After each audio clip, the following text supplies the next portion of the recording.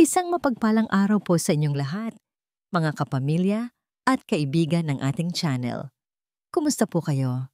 Samahan niyo po akong muli sa isang kwentong kakatok hindi lang sa inyong mga isipan, kundi pati na rin sa inyong mga puso. Sabi nila, ang tahanan ay kung nasaan ang puso. Ngunit paano kung sa iyong pagbabalik, ang tahanan na iyong inasahan ay naging isang kulungan ng takot at pighati? Gaano nga ba katibay ang tiwala na ibinibigay natin sa mga taong pinakamalapit sa atin? Paano kung ang mismong tiwalang yon ang magiging daan para sa isang bangungot na sisira sa lahat ng iyong pinakaiingatan? Halina't pakinggan natin ang kwento ni Sinag at ang kanyang pagbabalik na magbubunyag sa isang madilim na katotohanan. Ang marangyang sasakyan ni Sinag Montenegro ay dahan-dahang pumasok sa malawak na gate ng Villa Esmeralda. Sa bawat pag-ikot ng gulong sa aspaltadong daan, nararamdaman niya ang pagbilis ng tibok ng kanyang puso.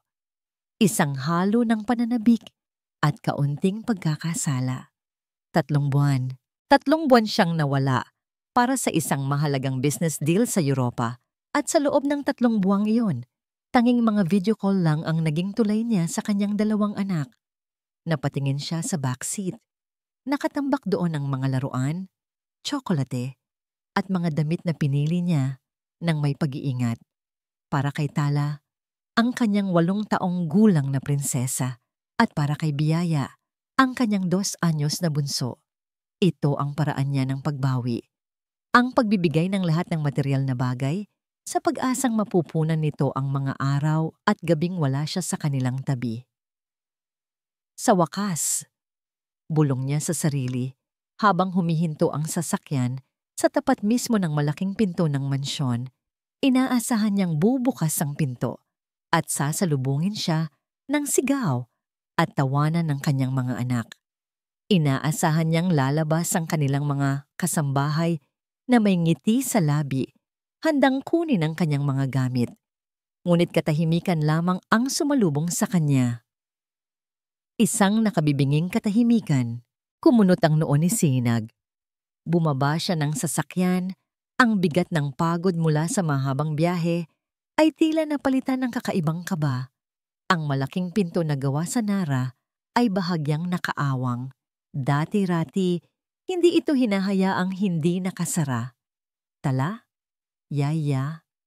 Tawag niya. Ang boses niya'y tila nilamon ng katahimikan sa loob. Pumasok siya.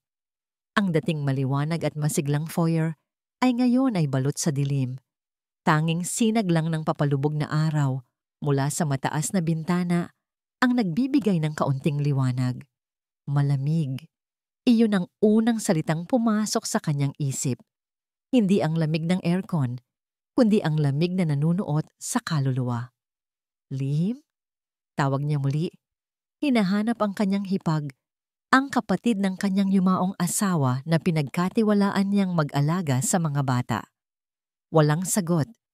Naglakad siya papasok, ang bawat yabag ng kanyang sapatos na balat ay umalingaw-ngaw sa sahig na marmol. Dumaan siya sa sala. Sa dining area, walang tao. Ang mga mowables ay maayos, ngunit may kakaibang pakiramdam ng pag-abandona. Tila walang nakatira sa bahay sa loob ng maraming linggo. Isang mahinang kaluskos mula sa direksyon ng kusina ang pumukaw sa kanyang atensyon. Dahan-dahan siyang naglakad patungo roon. Ang pinto ng kusina ay nakaawang din. Sumilip siya at doon, sa isang madilim na sulok malapit sa pantry, nakita niya ang isang maliit na anyo. Ang kanyang anak, si Tala. Nakatidon siya sa sahig, likod niya ang nakaharap sa pinto. Nakasuot ito ng isang lumang bestida na tila maluwag sa kanyang payat na katawan. Mayroon itong hawak-hawak, isang bagay na itinatago niya sa kanyang kandungan habang palingalinga, na para bang takot na may makakita. Anak, mahinang tawag ni Sinag. Sa gulat, napatalon si Tala. Nahulog mula sa kanyang mga kamay ang isang maliit na piraso ng tuyong tinapay. Ang mga mata ng bata ay nanlaki, hindi sa tuwa, kundi sa purong takot. Mabilis itong umatras. Isiniksik ang sarili sa pader, ang mga kamay ay itinaas na parang handang sumangga sa isang suntok. Napatigil si Sinag para siyang sinaksak sa puso. Hindi ito ang tala na iniwan niya, ang masayahin at bibong bata na laging tumatakbo para yakapin siya. Ang batang nasa harap niya ngayon ay isang estranghero na may mga matang puno ng pangamba. Papa! Halos pabulong na sabi ng bata. Anak, anong ginagawa mo di dyan? Bakit? Bakit ka natatakot? Lumuhod si Sinag para magpantay sila, ngunit lalo lang umikli si Tala. Bago pa man siya makalapit, isang boses ang pumutol sa tensyon. Bayaw! Nariyan ka na pala. Pumasok si Lihim sa kusina. Dala ang isang matamis na ngiti at isang tray ng juice. Ang kanyang itsura ay perpekto. Maayos ang buhok, maganda ang damit. Tila siya ang liwanag sa madilim na kusinang iyon. Hindi mo man lang sinabi na, ngayon pala mismo ang uwi mo. Sana nakapaghanda kami. Tumayo si Sinag. Ang mga mata ay hindi inaalis kay Tala, na ngayon ay nakayuko at nanginginig sa sulok. Lihim, anong nangyayari dito? Bakit ganito si Tala? Tumawa ng mahina si Lihim, isang tawang tila normal sa pandinig ng iba. Ngunit para kay Sinag ay may mali. Hay, nako, itong si Tala. Medyo matigas lang ang ulo nitong mga nakaraang araw. Nagkukulong sa kwarto, ayaw kumain sa tamang oras. Pinapagalitan ko lang ng kaunti. Nagtatampo na agad. Mga bata talaga. Tiningnan ni Sinag si Lihim. Pagkatapos ay muling ibinalik ang tingin sa piraso ng tinapay sa sahig. Hindi ito tugma. Ang takot sa mata ni Tala ay hindi takot ng isang batang nagtatampo lang. Nasaan si Biyaya? Tanong nino niya. Ang boses ay seryoso. Ayun, tulog sa kanyang kuna. Napagod siguro sa kakalaro mag-isa. Sagot ni Lihim na para bang iyon ang pinaka-normal na bagay sa mundo. Hindi na nagsalita si Sinag. Mabilis siyang naglakad palabas ng kusina at umakyat sa hagdanan patungo sa nursery. Naroon nga si Biyaya, nakahiga sa kuna. Ngunit hindi ito natutulog ng mahimbing. Tahimik lang itong nakahiga, nakatitig sa kisame. Ang kanyang mga mata ay blanko. Binuhat niya ang kanyang anak. At doon, naramdaman niya ang pangalawang dagok sa kanyang puso. Ang gaan. Sobrang gaan ni Biyaya. Para siyang humahawak sa isang manika. Ang mga damit nito ay tila walang laman. Ang dating mabilog na mga braso at binti nito ay ngayon ay payat. Dinala niya ang dalawang bata sa sala. Pinaupo niya si Tala sa sofa habang karga pa rin si Biyaya. Lumuhod siya, tahararap ng kanyang anak na babae. Hinawakan ang mga kamay nito na malamig na parang yelo. Anak, sabihin mo kay Papa, may problema ba? May nananakit ba sa inyo? Pakiusap niya. Ang boses ay nagmamakaawa. Umiling lang si Tala, ang mga matay nakatitig sa sahig. Ngunit nakita ni Sinag ang mabilis niyang pagsulyap sa direksyon ni Lihim na nakatayo malapit sa pinto ng kusina, nagmamasid. Tala, please. Hinila ni Sinag si Tala para sa isang mahigpit na yakap. Umaasang maipaparamdam niya rito na ligtas na ito, na nandito na siya. Naramdaman niya ang paninigas ng katawan ng bata, ngunit unti-unti itong lumambot sa kanyang bisig. At sa sandaling iyon, sa hindi sinasadyang pagkakataon, dumulas ang manggas ng bestida ni Tala. Natigilan si Sinag. Ang kanyang paghinga ay biglang huminto. Sa manipis na balat sa pulsuhan ng kanyang anak, malinaw na nakaukit ang isang maitim at lumanay na pasa. Isang pasa na perpektong humugis sa 4 na daliri at isang hinlalaki na para bang may humawak dito ng buong higpit at galit. Ang mundo ni Sinag Montenegro ay gumuho sa isang iglap. Ang hangin sa loob ng Villa Esmeralda ay tila naubos. Ang tanging maririnig ay ang mabigat na paghinga ni Sinag, isang tunog na puno ng pinaghalong gulat, pagtataka at isang dahan-dahang umuusbong na galit. Ang kanyang mga mata ay nakapako sa maitim na marka sa pulsuan ng kanyang anak. Isang tahimik, ngunit malinaw na ebidensya ng isang karahasang hindi niya kailanman inakala na posibleng mangyari sa loob ng kanyang sariling pamamahay. Dahan-dahan, binitawan niya si Tala at marahang ibinaba si Biyaya sa sofa. Tumayo siya ng tuwid. Ang kaninang pagod sa kanyang mukha ay napalitan ng isang malamig na maskara. Ang bawat galaw niya ay mabagal, kalkulado, na lalong nagpatindi sa tensyon sa silid. Lihim, sabi niya, ang kanyang boses ay mahinahon, ngunit may bigat na kayang bumasag ng salamin. Anong ibig sabihin nito? Itinaas niya ang braso ni Tala. Hindi ito hinihila, ngunit sapat lang upang makita ni Lihim ang pasa. Sa isang iglap, ang matamis na ngiti ni Lihim ay naglaho, napalitan ng perpektong pagtataka. Ano yan? Pasa? Diyos ko, Tala! Saan mo na naman nakuha yan, anak? Lumapit siya na para bang nag-aalala, ngunit hindi siya pinansin ni Sinag. Tinanong kita, Lihim. Ulit ni Sinag. Ang boses niya ay nagsisimula ng umigiting. Saan galing ito? Ang mga mata ni Lihim ay biglang namasa. Ang pagkukunwaring pag-aalala ay naging isang nasasaktang ekspresyon. Bayaw, bakit ganyan ka makatingin? Parang sinasabi mo na, ako ang may gawa niyan. Hindi ko alam. Maniwala ka. Hindi ko alam kung saan niya nakuha yan. Huwag mo akong gawing tanga. Sa wakas, ang galit ni Sinag ay sumabog. Ang boses niya ay dumagundong sa buong sala. 3 buwan akong nawala. Ikaw ang kasama nila araw-araw. Imposibleng hindi mo alam kung bakit may ganitong marka ang anak ko.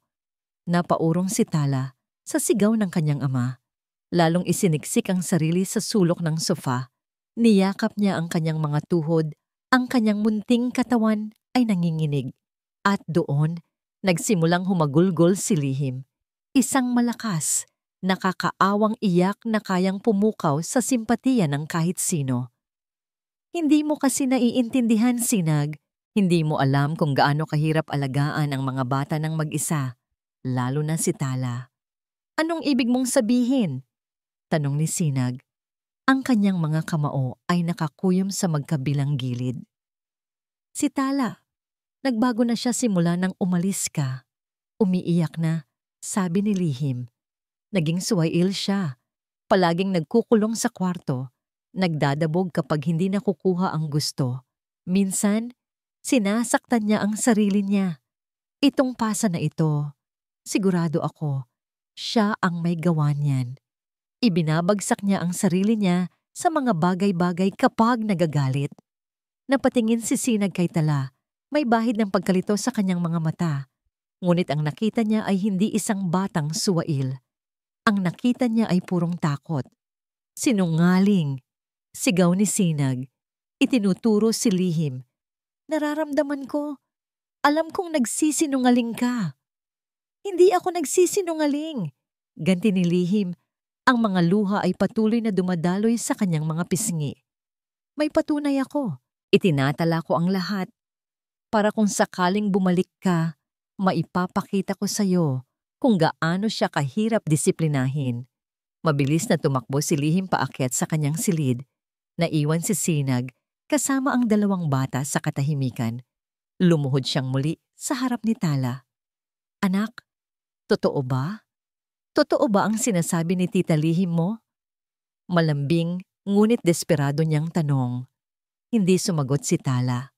Umiling lang ito, nang dahan-dahan. Ang mga mata ay hindi maialis sa sahig. Ngunit sa isang mabilis na iglap, sumulyap ito sa hagdanan, ang direksyon kung saan tumakbo si Lihim. At sa sulyap na yon, nabasa ni Sinag ang lahat. Ang babala, ang takot, ang utos na manahimik. Bumalik si Lihim na may hawak na isang itim na notebook. Inihagis niya ito sa center table. Basahin mo! Utos niya. Basahin mo ang lahat ng pinagdaanan ko sa loob ng 3 buwan. Kinuha ni Sinag ang notebook. Sa bawat pahina, nakasulat ang petsa at ang mga insidente. Oktubre 15. Ayaw kumain ni Tala ng gulay. Nagdabog at ibinalibag ang plato sa sahig. Nobyembre 2. Nagkulong sa kwarto buong araw. Nakita kong may maliit na kalmot sa braso. Sabi niya, nadulas lang daw siya. Nobyembre 28. Itinulak si Biyaya dahil ayaw ipahiram ang laruan. Kinailangan kong paghiwalayin. Nakita kong pinapalo niya ang sarili niyang kamay sa pader. Binasa ni Sinag ang bawat salita at sa bawat salita, nararamdaman na niya ang unti-unting panlalamig ng kanyang buong katawan. Ang mga ito ay isinulat ng may detalye, may petsa, may oras pa ang iba. Ito ay isang perpektong dokumento ng kasinungalingan, isang sandata na inihanda para mismo sa sandaling ito. Nakikita mo na, sabi ni Lihim, ang kanyang iyak ay naging isang mahinang hikbi. Ginawa ko ang lahat, Sinag, pero ang anak mo, kailangan niya ng tulong na hindi ko kayang ibigay at ikaw, wala ka rito. Binitawan ni Sinag ang notebook na para bang ito'y isang ahas na makamandag. Tumingin siya sa kanyang anak, pagkatapos ay kay Lihim. Ang pagkalito sa kanyang isip ay nagsisimula ng maglaho na papalitan ng isang malinaw at nakakapasong katotohanan. Ito ay isang patibong, isang perpektong bitag. Tumayo siya. Naglakad siya patungo kay Lihim na nakatayo malapit sa pinto. Tila isang martir na naghihintay ng kanyang hatol. Tapos ka na ba sa palabas mo? Tanong ni Sinag. Ang bawat salita ay mabigat at puno ng pagkasuklam. Natigilan si Lihim. Anong ibig mong sabihin? Ang galing, sabi ni Sinag. Isang mapait na ngiti ang sumilay sa kanyang labi. Isang napakagaling na pag-arte. Pero tapos na. Tapos na ang pagtitiwala ko sa'yo. Lumapit siya sa pinto at binuksan ito ng maluwag. Kunin mo ang mga gamit mo. Utos niya. Ang boses ay hindi na pasigaw, kundi isang malamig at matalas na bulong. At umalis ka sa pamamahay ko. Ngayon din. Sa isang iglap, ang mga luha ni Lihim ay natuyo. Ang nasasaktang ekspresyon sa kanyang mukha ay nawala. Ang pumalit dito ay isang bagay na mas nakakakilabot, isang ngisi na puno ng tagumpay at paghamon. Napahalakhak siya ng mahina, isang tawang nagpatayo sa lahat ng balahibo ni Sinag. Subukan mo, sabi niya. Ang kanyang boses ay puno ng lason habang pinupunasan ang mga pekeng luha. Tingnan natin kung sino ang paniniwalaan ng korte, ang amang laging wala, o ang tiyahing nag-alaga sa kanila araw-araw. Humarap siya kay Sinag. Ang kanyang mga mata ay nag-aapoy sa galit at determinasyon. Lalaban ako para sa mga bata. Ang malakas na sigawan ng kanyang papa at tita Lihim ay parang kulog sa pandinig ni Tala. Bawat salita ay isang matulis na kidlat na tumatama sa dibdib niya. Nakayakap siya sa kanyang mga tuhod, isinubsob ang mukha para hindi makita ang nag-aapoy na mga mata ng dalawang matanda. Sa tabi niya, naramdaman niyang gumalaw si Biyaya. Ang kanyang maliit na kapatid ay hindi umiiyak, ngunit ang katahimikan nito ay mas nakakatakot. Nang tumahimik ang paligid, narinig niya ang mga yabag ni Tita Lihim paakyat. Pagkatapos ay bumalik ito, at ang sigawan ay nagpatuloy. Gusto niyang takpan ang kanyang mga tainga, ngunit ang kanyang mga kamay ay tila napako sa pagkakayakap sa sarili. Gusto niyang sumigaw, sabihin sa kanyang papa ang lahat. Ngunit may isang malamig na kamay na tila pumipigil sa kanyang lalamunan. Ang kamay ng takot. Matapos ang tila walang katapusang sandali, narinig niya ang pagsara ng pinto. Dahan-dahan niyang inangat ang kanyang ulo. Ang kanyang papa ay nakaluhod sa sahig, nakatingin sa kawalan. Si Tita Lihim naman ay wala na. Pero alam ni Tala, naroon pa rin siya. Ang kanyang anino ay nananatili sa bawat sulok ng bahay. Binuhat sila ng kanyang papa paakyat sa kanilang silid. Walang nagsasalita. Ang tanging naririnig ay ang mahinang paghikbi ni Tala at ang pagpihit ng susi sa pinto ng kwarto ng kanyang papa. Ipinagpalit sila ng damit, hiniga sa kama. Nang maiwan silang dalawa ni Biyaya sa kanilang silid, agad niyang niyakap ang kapatid. Ang init ng munting katawan nito, ang tanging nagbibigay sa kanya ng lakas. "Shh, Yaya," bulong niya, kahit na walang ingay na ginagawa ang kapatid. "Andito na si ate, hindi kita pababayaan." Kinuha niya ang isang luma at malambot na libro ng mga kwentong pambata. Binuklat niya ito at nagsimulang magbasa sa isang halos hindi marinig na boses.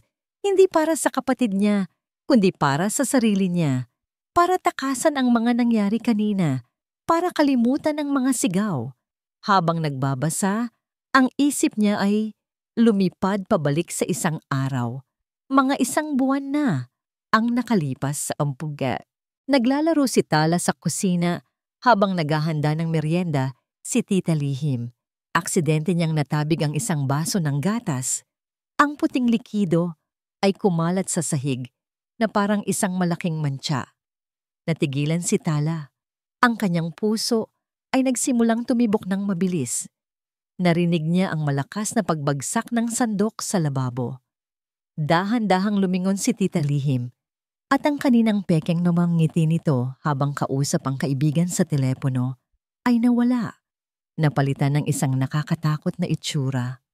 "Anong ginawa mo?" Anito. Ang boses ay malamig at matalas. "Sorry po, tita.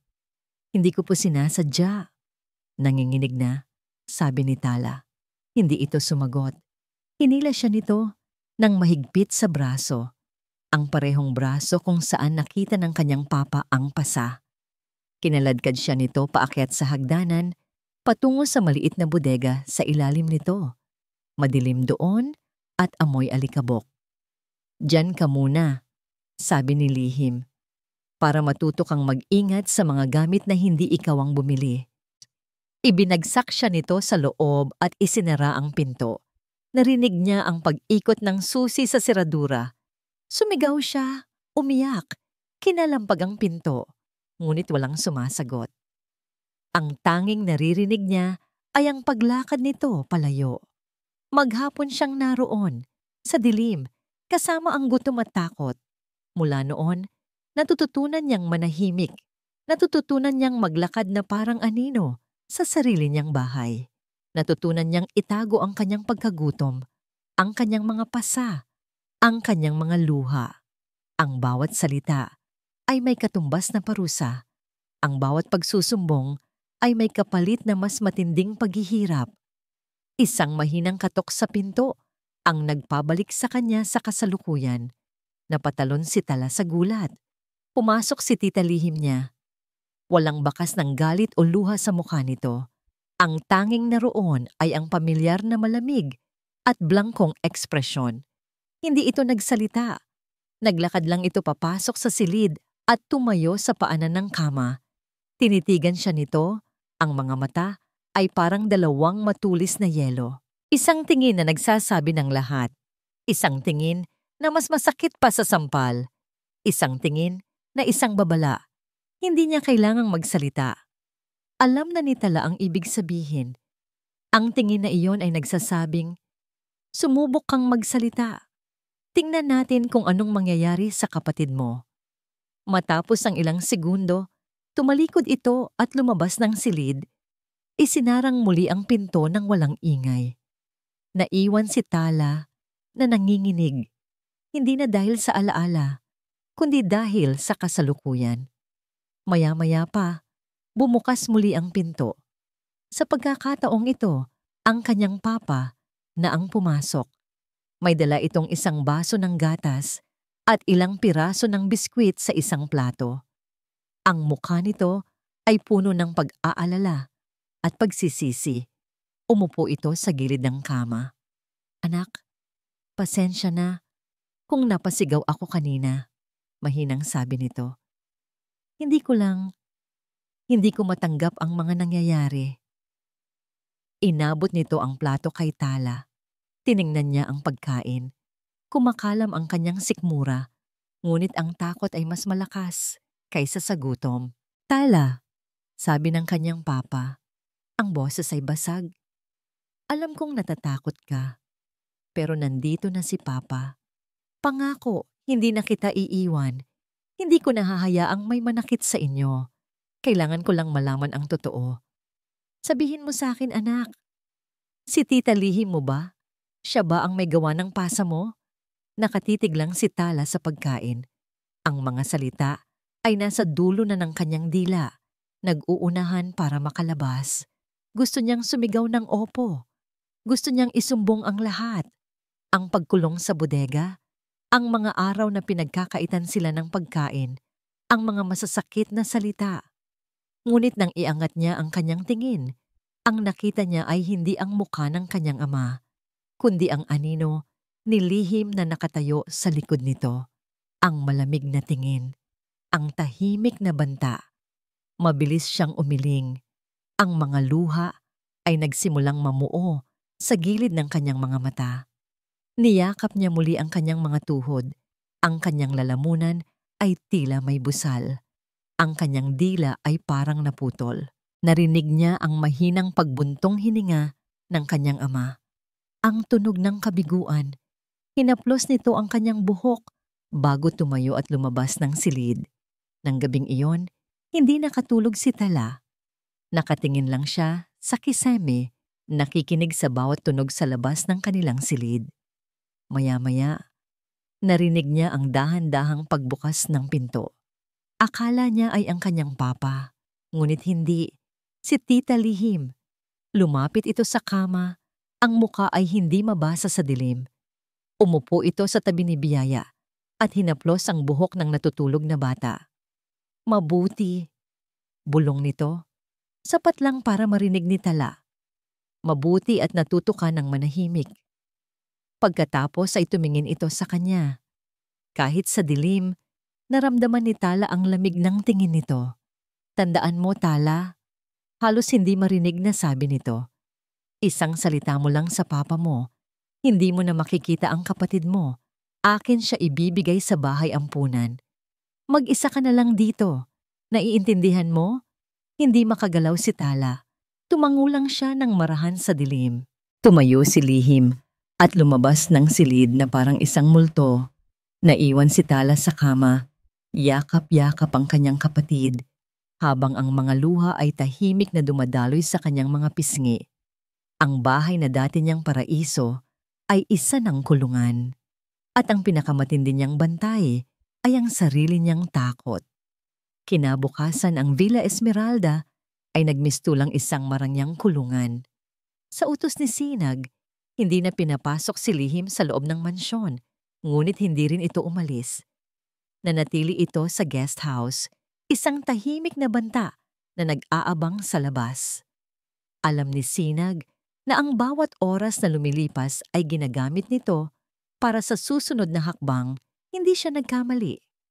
Ang unang ginawa ni Sinag ay tawagan si Attorney Ricardo de Leon, ang pinakamagaling na family lawyer sa bansa. Sa loob ng opisina nito, na napapalibutan ng mga law books at mamahaling painting, ibinuhos ni Sinag ang lahat. Ang kanyang pagbabalik, ang takot sa mga mata ni Tala, ang pasa, ang kasinungalingan sa notebook, at ang walang hiyang paghamon ni Lihim. I want her out of my property, Ricky. I want a restraining order. I want her punished for what she did to my children. Mariing sabi ni Sinag. Ang kanyang mga kamay ay nakakuyom sa ibabaw ng makintab na mesa. Tumango si Attorney de Leon, isang lalaking nasa edad 50 na may mga matang nakakita na ng lahat ng klase ng drama sa pamilya. I understand your anger, Sinag, and we will fight this. But we need to be smart. Sa mata ng batas, ang kwento mo ay kwento mo. Ang kwento niya ay kwento niya. The court looks for evidence. The bruise is evidence. Giit ni Sinag. It is, but she will claim the child did it to herself. As she wrote in her little diary, it will be her word against a child's. A child who is currently too afraid to speak. Malumanay na paliwanag ng abogado. Ang kailangan natin ay isang matibay na testigo, mga kasambahay, driver, hardinero, sino mang nakakita sa tunay na pagtrato niya sa mga bata. Isang biglaang kumpiyansa ang bumuhay kay Sinag. Of course, the staff. Tatawagan ko sila. Sa loob ng isang oras, pakiramdam ni Sinag ay mayroon na silang plano. Maghahain sila ng kaso, hahanap sila ng mga testigo, mananalo sila. Ganoon siya sanay. Ang lahat ng problema ay kayang ayusin ng tamang koneksyon at sapat na pera. Ngunit ang giyera na sinimulan ni Lihim ay hindi nilalabanan sa paraang alam niya. Ito ay nilalabanan sa pamamagitan ng lason. Habang abala si Sinag sa pag-set up ng kanyang legal team, si Lihim ay gumagawa ng sarili niyang mga hakbang. Pumunta siya sa eskwelahan ni Tala. Doon, kinausap niya ang guro at ang prinsipal. Umiiyak siya, nagpapakita ng labis na pag-aalala para sa kanyang pamangkin. Ikinuwento niya kung paano naging problematiko at mapagsinungaling ang bata mula nang umalis ang ama. Sinabi niyang sinusubukan niya ang lahat, ngunit kailangan niya ng tulong. Ang kanyang pag-arte ay perpekto. Ang mga guro ay napaniwala, puno ng simpatiya para sa kahabag-habag na tiyahin. 2 araw ang lumipas. Isang umaga, habang sinusubukan ni Sinag, napakainin ng almusal si Tala, isang courier ang dumating. May dala itong isang malaking brown envelope na may selyo ng korte. Ano to? Tanong niya sa sarili. Binuksan niya ito. Sa loob, naroon ang isang summons. Hindi siya ang nagsampa ng kaso. Si Lihim, naunahan siya. Nanginginig ang mga kamay ni Sinag habang binabasa ang mga dokumento. Isang petisyon para sa temporary custody. Ngunit hindi iyon ang pinakamasaklap. Nakalakip sa petisyon ang isang psychological evaluation report pirmado ng isang Dr. Alaina Mendoza, isang lisensyadong psychologist. Ang report ay tungkol sa kanya at tungkol kay Tala. Binasa niya ang mga salitang tila mga punyal na sumasaksak sa kanyang pagkatao. Tungkol kay Sinag Montenegro, subject shows signs of severe emotional instability, likely exacerbated by high-pressure work environment. His long absences suggest a pattern of paternal neglect, causing him to overcompensate with material gifts rather than genuine emotional presence. There is a potential for unpredictable emotional outbursts. Tungkol kay Tala Montenegro, the child exhibits classic symptoms of attention-seeking behavior. Due to the father's absence, she may have developed tendencies towards pathological lying, mythomania, to create dramatic scenarios and garner attention. The alleged abuse is likely a fabrication or an exaggeration of minor disciplinary actions. Hindi, bulong ni Sinag, hindi totoo to. Ibinagsak niya ang mga papel sa mesa. Ang kanyang anak, ang kanyang munting prinsesa, ay ginagawang isang sinungaling sa mata ng batas. At siya, ang ama na nagtatrabaho nang walang pahinga para sa kanilang kinabukasan, ay ginagawang isang pabaya at wala sa sariling katinuan. Sa nag-uumapaw na galit, kinuha niya ang kanyang telepono. Oras na para hanapin ang mga testigo. Una niyang tinawagan si Yoli, ang kanilang matagal ng kasambahay. The number you have dialed is no longer in service. Sunod, si Mang Ben ang hardinero. Sumagot ang asawa nito. Ay, Sir Sinag, matagal na pong umuwi ng probinsya si Ben. 1 buwan na po. Biglaan nga po eh. Pangatlo, si Alona, ang yaya ni Biyaya. Ang sagot, sorry, wrong number po. Isa-isa niyang tinawagan ang lahat ng empleyado sa bahay na nag-resign sa loob ng nakalipas na 3 buwan. Ang lahat ay may parehong resulta. Hindi makontak biglang umalis, nawala na parang bula. Doon napagtanto ni Sinag ang lalim ng plano ni Lihim. Bago pa man siya umuwi, siniguro na nitong walang sino mang makakapagsalita laban sa kanya. Inalis niya ang lahat ng posibleng testigo. Pinalitan sila ng mga taong bago na walang alam. O mas masahol pa, mga taong kaya niyang kontrolin. Napasuntok siya sa pader, hindi iniinda ang sakit. Napapalibutan siya. Walang ebidensya, walang testigo. Ang tanging meron siya ay ang kanyang salita at ang salita ng isang batang takot magsalita. Habang nakatayo siya roon, nag-iisip kung ano ang susunod na gagawin, tumunog ang kanyang telepono. Si Attorney De Leon. "Ricky?" Sagot niya. Ang boses ay pagod at puno ng kabiguan. "Sinag, I have bad news," sabi ng abogado sa kabilang linya. "Kakatanggap ko lang ng kopya ng petisyon nila, and they filed for an emergency hearing. Alam ko, hawak ko na ang mga papel. That's not the worst part." Pagpapatuloy ni Ricky, ang boses niya ay seryoso.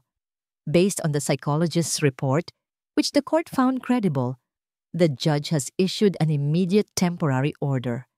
Napahawak ng mahigpit si Sinag sa telepono. Anong order? Nagkaroon ng isang maikling katahimikan sa kabilang linya bago sumagot ang abogado.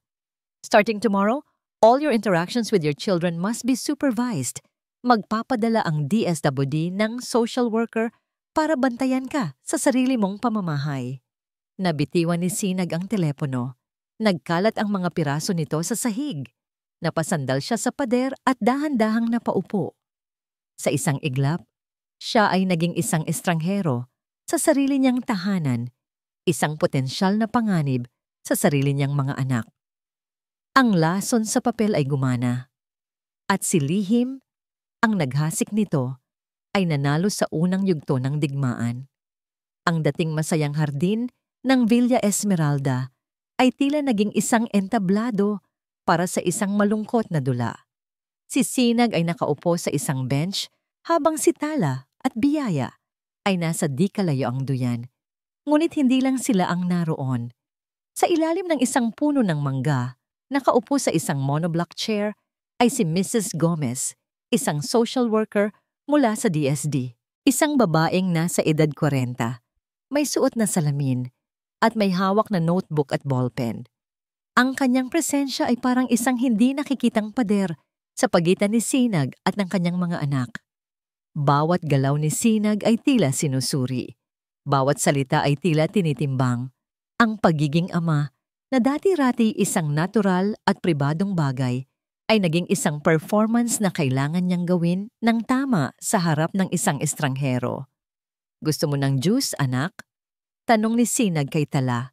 Sinisikap na panatilihing normal at masaya ang kanyang boses. Umiling lang si Tala. Ang mga mata ay nakatutok sa kanyang mga sapatos. Mula nang dumating si Mrs. Gomez, lalo itong naging tahimik, lalong lumayo ang loob.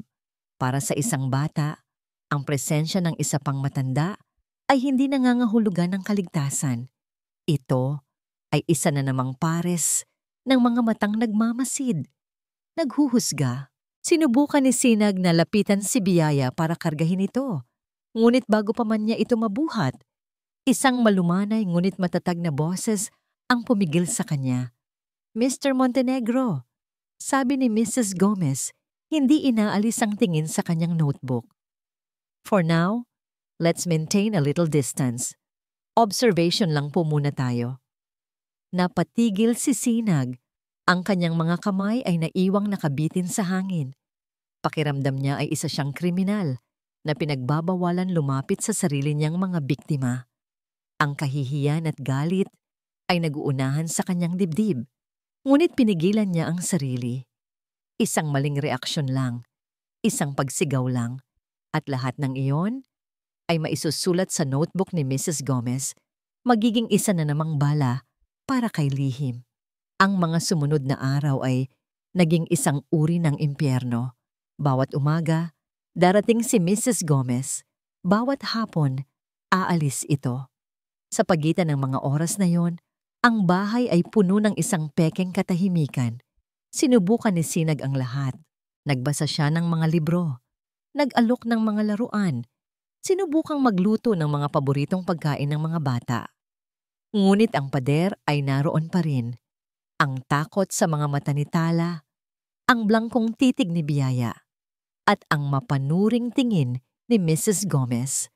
Ang mga pader sa labas ng bahay ay nagsisimula na ring gumuho. Wala tayong magawa sa report, Sinag, sabi ni Attorney De Leon sa telepono. I already filed a motion to discredit Dr. Mendoza's evaluation, pero it's a long shot. She has a clean record. Mukhang pinag-aralan talaga ni Lihim ang bawat hakbang niya. Desperado, ginawa ni Sinag ang isang bagay na hindi niya akalaing gagawin niya. Siya mismo ang nagpunta sa klinika ni Dr. Alaina Mendoza. Isang modernong opisina sa isang mamahaling gusali. I'm sorry, Mr. Montenegro, but Dr. Mendoza is with a patient and her schedule is full for the next 2 weeks, sabi ng sekretarya sa isang malamig at rehearsed na tono. I just need 5 minutes, pakiusap ni Sinag. This is about my children. I'm sorry, sir. Hindi po talaga pwede. Sagot ng sekretarya, hindi man lang nag-abalang tumingin sa kanya. Habang naglalakad si Sinag palabas ng gusali, pakiramdam niya ay sumusuko na ang buong mundo. Ang pera niya, ang impluwensya niya, lahat ay walang silbi. Para siyang isang higanteng itinali ng libu-libong maliliit na sinulid. Sa kanyang pag-uwi, napadaan siya sa parke kung saan madalas niyang dinadala ang mga bata noong nabubuhay pa ang kanyang asawa. Ipinark niya ang kotse at naglakad-lakad. Nakita niya ang isang pamilya, isang ama, isang ina, at isang batang babae na halos kasing edad ni Tala. Naghahabulan sila. Nagtatawanan. Ang kanilang saya ay parang isang sampal sa mukha ni Sinag. Doon niya nakita si Aling Clara, ang kanilang kapitbahay. Naglalakad din ito, kasama ang kanyang apo. Oh, Sinag, iho, nakabalik ka na pala. Bati nito. Opo, Aling Clara. Pilit nang ngumiti si Sinag. Kamusta na po? Heto, mabuti naman. Ikaw? Narinig ko, may mga problema raw kayo. Itong si Marites na katulong namin, may naikwento. Ito na ang pagkakataon. Aling Clara, kailangan ko po ng tulong ninyo. Alam ko pong naririnig ninyo ang mga nangyayari sa bahay. Si Lihim po, sinasaktan niya ang mga anak ko. Ang nangiti sa mukha ni Aling Clara ay unti-unting nawala. Napalitan ito ng pagkabalisa. Lumingalinga siya sa paligid. Nako, iho. Mahirap yang sinasabi mo. Pabulong niyang sabi. Alam mo na, ayoko namang makialam sa gulo ng iba. Baka madamay pa kami. Pasensya ka na. Mabilis itong nagpaalam at hinila ang kanyang apo palayo. Iniwan si Sinag na nakatayo roon. Mag-isa. Kahit ang tulong na inaasahan niya mula sa isang kapitbahay ay ipinagkait sa kanya. Gabi na nang makauwi si Sinag. Pagod ang kanyang katawan, ngunit mas pagod ang kanyang kaluluwa. Naabutan niya si Mrs. Gomez na naghahanda ng umalis. Mr. Montenegro, sabi nito, I'll see you again tomorrow. Hindi sumagot si Sinag. Pumasok siya sa kanyang opisina at isinara ang pinto. Umupo siya sa kanyang swivel chair sa dilim. Tiningnan niya ang isang malaking litrato sa kanyang mesa. Ang kanyang asawang si Elena. Nakangiti. Karga-karga si Tala. Noong sanggol pa ito. I'm sorry, mahal. Bulong niya sa litrato. Ang mga luha ay nagsisimula nang bumagsak. I failed you. I failed them. Naramdaman niya ang bigat ng lahat ng kanyang pagkakamali. Ang mga business trip na pinili niya kaysa sa mga school event. Ang mga laruang ipinadala niya bilang kapalit ng kanyang yakap. Ang bulag na tiwalang ibinigay niya kay Lihim. Akala niya, ginagawa niya ang lahat para sa kanila. Ngayon niya lang napagtanto na ang pinakamahalagang bagay pala ay hindi niya naibigay ang kanyang sarili. Sa gitna ng kanyang paghihinagpis, tumunog ang kanyang telepono. Si Attorney De Leon. Ang boses nito sa kabilang linya ay seryoso at walang emosyon. Sinag, you need to prepare yourself. For what, Ricky? What now? Pagod na tanong ni Sinag. Lihim's camp just filed another motion. Sabi ng abogado, they are citing my failure to provide counter-evidence and the disturbing observations from the initial social worker reports. They're not asking for temporary custody anymore, Sinag. Nagkaroon ng isang nakabibinging katahimikan. They are petitioning for sole permanent custody of your children at humihingi sila ng utos mula sa korte na tuluyan ka ng pagbawalan na lumapit sa kanila. The final hearing is set for next week. Ang bawat salita ay parang isang pako na ibinabaon sa kabaong ng kanyang pag-asa. Ito na yon, ang sandali kung saan tila nawala na ang lahat. Ang huling pader na nagpoprotekta sa kanya ay gumuho na. Sa susunod na linggo, maaari niyang harapin ang isang buhay kung saan ang kanyang mga anak ay tatawag sa ibang tao bilang kanilang tagapag-alaga, habang siya ay isang estranghero na lang na titingin mula sa malayo. Ang mga salita ni Attorney De Leon ay parang isang malakas na sampal na gumising kay Sinag mula sa kanyang pagkalugmok. Pagkatapos ng tawag, hindi siya sumigaw. Hindi siya naghagis ng gamit. Sa halip, isang kakaibang kapayapaan ang bumalot sa kanya. Ang kapayapaan ng isang taong wala nang maaaring mawala pa. Nawala ang takot, nawala ang pag-aalinlangan. Ang natira ay isang purong determinasyon. Kung aalisin sa kanya ng batas ang kanyang mga anak, lalaban siya sa paraang alam niya. Hindi bilang isang milyonaryo, kundi bilang isang ama. Tumayo siya at binuksan ang ilaw sa kanyang opisina. Kinuha niya ang isang lumang metal box mula sa ilalim ng kanyang mesa. Ito ang kahon ng mga lumang dokumento, mga bagay na matagal na niyang kinalimutan. Sa loob nito, sa ilalim ng mga lumang kontrata at titulo ng lupa, naroon ang mga 201 files ng lahat ng kanyang naging empleyado. Ang korte ay naghahanap ng ebidensya. Bulong niya sa sarili. Kung walang lalapit na testigo sa akin, ako ang hahanap sa kanila. Isa-isa niyang binuklat ang mga folder. Hinanap niya ang mga pangalan ng mga taong biglang nawala.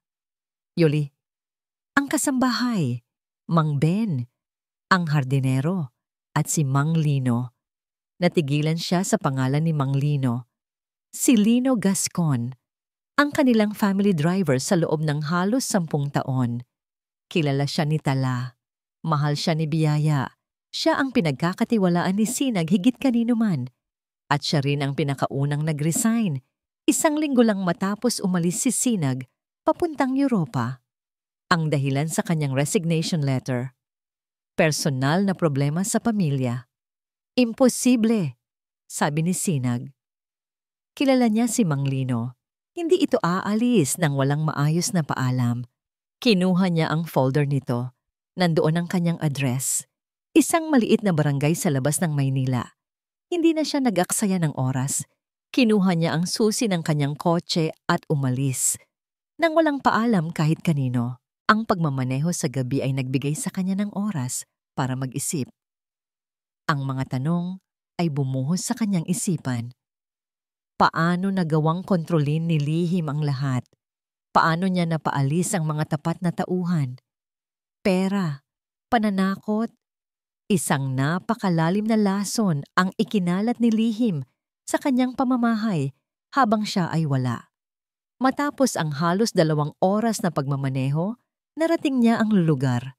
Isang makitid na eskinita sa isang lugar na hindi pamilyar sa kanya. Ang mga bahay ay dikit-dikit. Ang mga ilaw ay madilim, malayo sa karangyaan ng Villa Esmeralda. Ipinark niya ang kanyang mamahaling sasakyan sa dulo ng kalye na agad pumukaw sa atensyon ng ilang mga taong nakatambay. Hinanap niya ang numero ng bahay, isang maliit na paupahan na gawa sa kahoy at yero. Kumatok siya. Isang babae ang nagbukas. Halatang nagulat nang makita ang isang lalaking nakapormal na kasuotan sa kanilang lugar. "Sino po sila?" tanong ng babae, asawa ni Mang Lino. "Ako po si Sinag Montenegro. Nandyan po ba si Lino?" Ang mukha ng babae ay biglang namutla. "Ay, sir, wala po siya rito. Umuwi po ng probinsya. May sakit po kasi ang nanay niya." Ang kanyang mga mata ay hindi makatingin ng diretso. Umiiwas, nagsisinungaling. "Ganoon po ba?" sabi ni Sinag. Pinanatiling kalmado ang boses. "Pakisabi na lang po na hinahanap ko siya. Importante lang." Umalis si Sinag, ngunit hindi siya lumayo. Bumalik siya sa kanyang kotse at pinatay ang makina. Naghintay siya sa dilim. 1 oras, 2 oras. Ang kanyang pag-asa ay unti-unting nauubos. Baka nga totoo. Baka umuwi na talaga ng probinsya. Nang malapit na siyang sumuko, isang tricycle ang huminto sa kanto. Bumaba mula rito ang isang pamilyar na anyo, si Mang Lino. Mukha itong mas matanda, mas payat. Ang dating masayahing mukha nito ay ngayon ay balot ng pag-aalala. Mabilis na bumaba ng kotse si Sinag at sinalubong ito bago pa man ito makarating sa kanyang bahay. "Mang Lino." Natigilan ang matandang driver para itong nakakita ng multo. Ang dala nitong supot ng pandesal ay nahulog sa lupa. "Sir Sinag," nauutal niyang sabi. "Kailangan nating mag-usap," sabi ni Sinag. "Sir, wala po akong alam. Pasensya na po," sabi ni Mang Lino. Yumuko at sinubukang lampasan si Sinag. Ngunit hinarangan siya ni Sinag, hindi sa paraang nagbabanta, kundi sa paraang nagmamakaawa. "Mang Lino, parang awa mo na," sabi ni Sinag. Ang kanyang boses ay puno ng desperasyon. "Hindi ito tungkol sa akin. Ito ay tungkol kay Tala at kay Biyaya. Alam kong may alam ka. Nakikiusap ako sa'yo, hindi bilang amo mo, kundi bilang isang ama na malapit nang mawalan ng mga anak. Tulungan mo ako." Ang mga mata ni Mang Lino ay napuno ng luha. Makikita sa mukha nito ang laban sa pagitan ng takot at ng kanyang konsensya. Tumingin ito sa direksyon ng kanyang bahay. Pagkatapos ay muling tumingin kay Sinag. "Sir, hindi po pwede," nanginginig niyang sabi. "Pinagbantaan niya po ako. Sinabi niya na kung magsusumbong ako sa inyo, idadamay niya ang pamilya ko. May mga koneksyon daw po siya. Papahirapan niya ang mga anak ko." "Sino? Si Lihim?" tanong ni Sinag. Tumango si Mang Lino. "Pera, sir. Binigyan niya kami ng malaking pera para umalis at manahimik. Yun po ang ginamit namin pampaopera sa asawa ko. Wala po akong nagawa, sir. Patawarin niyo po ako." Ang bawat salita ni Mang Lino ay isang kumpirmasyon sa lahat ng hinala ni Sinag. Ngunit hindi ito sapat. Ang testimonya ng isang taong tumanggap ng suhol ay madaling siraan sa korte. "May pruweba ka ba, Mang Lino? Kahit ano. Isang sulat? Isang text message?" Umiling ang matanda. "Wala po, sir. Maingat po siya. Puro salita lang." Gumuho muli ang pag-asa ni Sinag. Kung ganoon, wala rin tayong magagawa. Tinalikuran na niya si Mang Lino. Handa nang bumalik sa kotse. Handa nang tanggapin ang kanyang pagkatalo. Ngunit isang huling salita mula sa matanda ang nagpahinto sa kanya. "Pero sir," lumingon si Sinag, "may mga araw po na kapag nasa kotse kami at akala niya ay tulog ang mga bata sa likod, nagsasalita po siya, mag-isa o kaya sa telepono. Minsan po, kapag galit siya." "Anong ginawa mo?" tanong ni Sinag. Ang kanyang puso ay nagsimulang tumibok muli ng mabilis. "Ang cellphone ko po, sir. Lumana. Pero ang voice recorder, gumagana pa." Sabi ni Mang Lino, ang kanyang mga mata ay puno ng takot, Ngunit may bahid na rin ng determinasyon. Natakot po akong burahin. Itinago ko lang po. Baka, baka po may marinig kayo doon na makatulong. Isang maliit na sinag ng pag-asa. Sa gitna ng kadiliman, isang maliit na sinag ng pag-asa ang biglang sumilay. Ngunit bago pa man makasagot si Sinag, muling umiling si Mang Lino. Ang takot ay bumalik sa kanyang mukha. Hindi ko po kaya, sir. Patawad po. Wala po akong alam. Huwag niyo na po akong idamay. Sabi niya. Halos tumakbo na ito palayo. Mang Lino, sandali! Sigaw ni Sinag, ngunit hindi na ito lumingon. Pumasok ito sa kanyang bahay at isinara ang pinto ng may kalabog. Naiwan si Sinag na nakatayo sa gitna ng eskinita. Mag-isa. Ang pag-asang ibinigay sa kanya ay binawi rin kaagad. Ang tanging susi sa kanyang kaligtasan ay nasa kamay ng isang taong takot na takot. Nabuksan ang pinto. Bumalik si Sinag sa Villa Esmeralda bago pa man sumikat ang araw. Ang kanyang katawan ay pagod, ngunit ang kanyang isip ay hindi mapakali. Ang mga salita ni Mang Lino ay paulit-ulit na tumatakbo sa kanyang isipan. Isang recording, isang posibleng ebidensya na nakatago sa likod ng pader ng takot. Ngunit sa kanyang pag-uwi, isang mas malaking katotohanan ang sumalubong sa kanya. Hindi niya maaring ipagpilitan ang katotohanan mula sa isang estranghero kung hindi niya makuha ang tiwala ng sarili niyang anak. Ang laban na ito ay hindi na lamang tungkol sa korte at ebidensya. Ito ay tungkol sa paghilom ng isang nasirang relasyon. Mula sa araw na yon, nagbago si Sinag. Itinigil niya ang pagtawag sa kanyang mga abogado. Itinigil niya ang paghahanap ng mga testigo. Ang lahat ng kanyang oras at atensyon ay ibinuhos niya sa 2 taong pinakamahalaga sa kanya. Tinanggap niya na mayroon na lamang siyang ilang araw kasama sila bago ang huling pagdinig. At sa mga araw na yon, hindi siya magiging isang milyonaryong lumalaban, kundi isang ama lamang. Ang presensya ni Mrs. Gomez ay naroon pa rin, ngunit hindi na ito ininda ni Sinag. Hindi na siya umaarte. Naging totoo siya. Isang hapon, nakita niyang nag-iisa si Biyaya sa hardin. Sinusubukang abutin ang isang laruang bola sa ilalim ng isang halaman. Lumapit si Sinag, hindi para kargahin ito, kundi para umupo sa damuhan sa tabi nito. Kinuha niya ang bola at marahang iginulong pabalik sa kanyang anak. Walang salita. Isang simpleng laro lamang. Sa unang pagkakataon sa loob ng maraming araw, nakita ni Sinag ang isang maliit na ngiti sa labi ni Biyaya. Pagdating sa gabi, pumasok siya sa silid ni Tala. Dati, ang mga tanong niya ay laging, "Anak, sabihin mo ang totoo." Ngayon, iba na. Umupo siya sa sahig sa tabi ng kama ng kanyang anak. Hindi siya nagsalita. Sa halip, kinuha niya mula sa kanyang bulsa ang isang maliit na music box na gawa sa kahoy. Luma na ito at may kaunting gasgas, ngunit ito ang paboritong bagay ng kanyang yumaong asawa.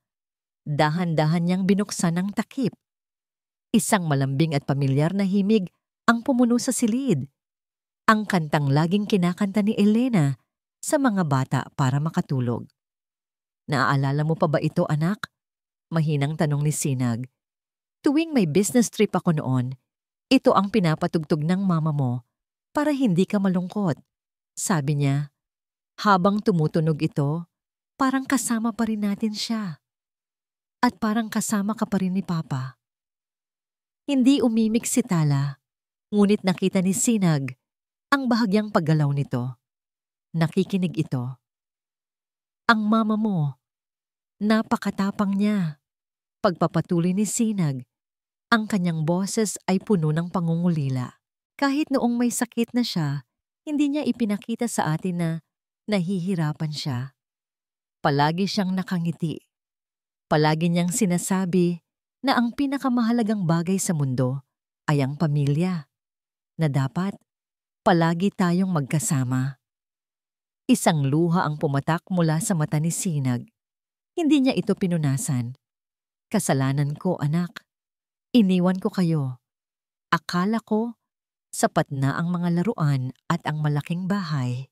Akala ko, ang pagtatrabaho ko ng malayo ay para sa inyo. Pero mali ako. Ang kailangan nyo pala ay ako. Patawarin mo si Papa. Isinara niya ang music box at inilagay sa bedside table. Hindi na ako aalis. Pangako iyan. Tumayo siya at lumabas ng silid. Iniwan si Tala sa katahimikan na puno ng himig at mga alaala. Sa kanyang paglabas, pakiramdam ni Sinag ay nabunutan siya ng tinik.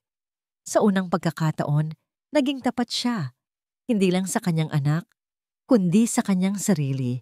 Tinanggap niya ang kanyang pagkakamali. At sa pagtanggap na yon, nagsimulang gumaan ang kanyang pakiramdam. Nang gabing iyon, hindi mapakali si Tala. Ang mga salita ng kanyang ama, ang himig mula sa music box, ang alaala ng kanyang ina, lahat ay naglalaro sa kanyang isipan. Bumangon siya mula sa kama at kinuha ang kanyang kahon ng Crayola at isang malinis na papel. Sa sahig, sa liwanag na nagmumula sa siwang sa ilalim ng pinto, nagsimula siyang gumuhit. Hindi niya alam kung gaano siya katagal doon. Ang kanyang mga kamay ay kusa na lamang gumagalaw. Iginuhit niya ang isang maliit na batang babae at isang mas maliit na batang lalaki. Pareho silang umiiyak. Sa tabi nila, iginuhit niya ang isang malaki at galit na stick figure. Ang mga kamay nito ay nakataas. Si Tita lihim. Pagkatapos, sa kabilang dulo ng papel, malayo sa kanila, iginuhit niya ang isa pang stick figure. Isang lalaki. Hindi ito galit. Nakalahad ang mga kamay nito at tumatakbo ito. Tumatakbo papalapit sa dalawang umiiyak na bata. Ang kanyang papa. Tinitigan niya ang kanyang gawa. Ito ang katotohanan. Ito ang lahat ng salitang hindi niya masabi. Maingat niyang tinupi ang papel. Lumapit siya sa pinto at lumuhod. Nakita niya ang anino ng paa ng kanyang ama sa kabilang silid, sa ilalim ng pinto ng opisina nito. Alam niyang gising pa ito. Nanginginig ang kanyang mga kamay. Isang bahagi ng kanyang isip ay sumisigaw na huwag niyang gawin. Naaalala ang banta ni lihim. Ngunit ang isa pang bahagi, ang bahaging nakarinig sa pangako ng kanyang ama, ang nakarinig sa himig ng music box, ay nagbigay sa kanya ng kakaibang tapang. Huminga siya ng malalim.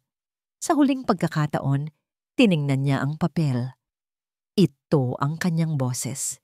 Ito ang kanyang sigaw na walang tunog. Dahan-dahan, isinuksok niya ang nakatuping papel sa siwang sa ilalim ng kanilang pinto.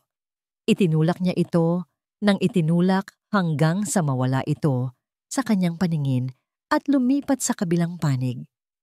Mabilis siyang tumayo, bumalik sa kanyang kama at nagtalukbong ng kumot. Ang kanyang puso ay kumakarera. Isang halo ng takot at munting pag-asa ang bumalot sa kanya. Ginawa na niya. Nagpadala na siya ng mensahe. Ang kailangan na lang niyang gawin ay maghintay kung mababasa ba ito ng kanyang ama. Sa loob ng kanyang opisina, si Sinag ay nakatitig lamang sa kawalan. Ang kanyang isip ay blangko. Pagod na sa pag-iisip. Napayuko siya. Ipinatong ang kanyang mga siko sa mesa at isinubsob ang mukha sa kanyang mga palad. Pakiramdam niya ay wala ng pag-asa. Sa kanyang pagyuko, isang maliit na puting bagay sa sahig malapit sa pinto ang pumukaw sa kanyang atensyon. Isang nakatuping papel. Kumunot ang kanyang noo. Sa pagkakaalam niya ay malinis ang sahig bago siya pumasok. Dahan-dahan siyang tumayo. Ang bawat buto sa kanyang katawan ay tila tumututol sa pagod. Lumapit siya at pinulot ito. Binuklat niya ang papel. At sa isang iglap, ang mundo ni Sinag ay huminto.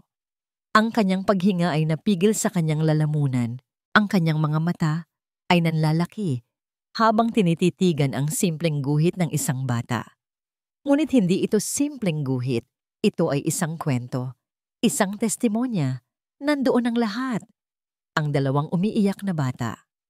Ang galit na anyo ni Lihim at siya na tumatakbo para iligtas sila.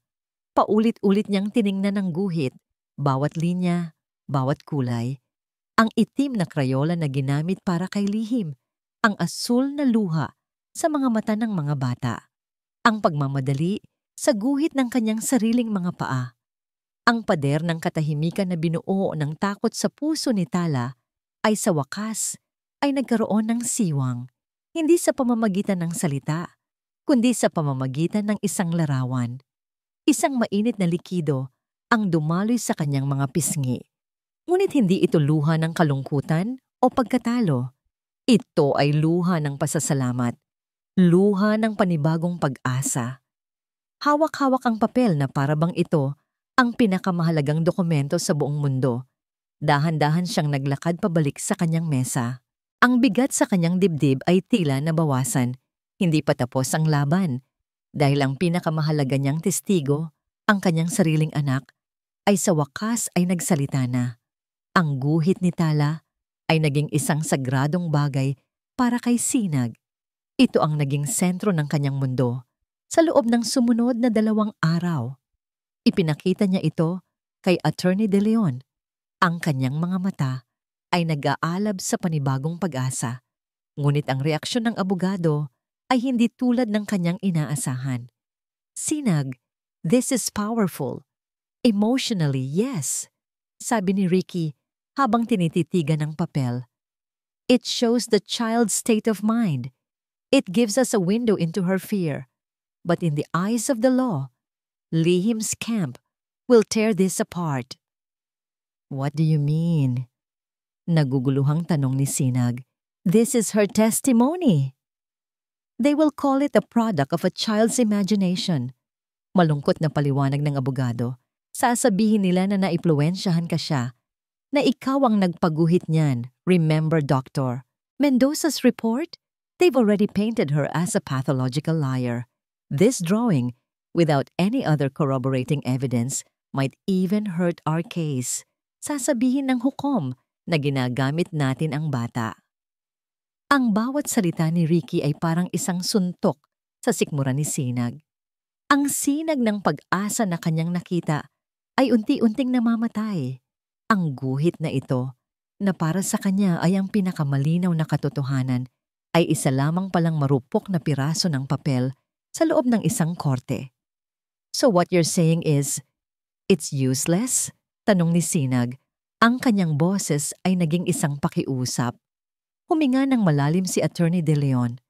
What I'm saying is, we need more, and we are running out of time. Tomorrow is the final hearing.